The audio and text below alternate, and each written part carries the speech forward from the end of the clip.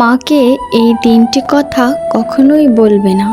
Number 1, মা যখন কিছু বলে ভুল হলেও তখন বলো না তুমি কিছুই জানো না। কারণ আজকে তুমি যত কিছুই জানো তার প্রথম শিক্ষক ছিলেন তোমার মা। তোমার প্রথম শব্দ শেখা, তোমার হাঁটা সব কিছু তারই হাত ধরে। তাই তাকে ভুলেও অসম্মান করো না। নাম্বার 2, কখনো তাকে বলো না তুমি আমার জন্য কি করেছো।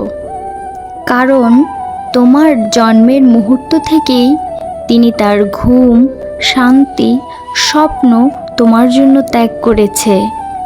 তুমি যতই বড় হও না কেন তার ঋণ কোনোদিনই শোধ হবে না। নাম্বার 3, রাগ করে কখনো মাকে বলো না তুমি আমাকে বোঝো না। কারণ তিনি তোমাকে তোমার জন্মের আগে থেকে অনুভব করছে। তোমার মুখের হাসি দেখলে তার প্রাণ জুড়িয়ে যায়। তোমার চোখে পানি দেখলে তার বুক ফেটে যায়। তিনি না বুঝলে তাকে বুঝিয়ে বলো। আমি মনে করি যার মা বেঁচে আছে সে ধনী, আর যার মা নাই সে হলো পৃথিবীর সব থেকে অনাথ।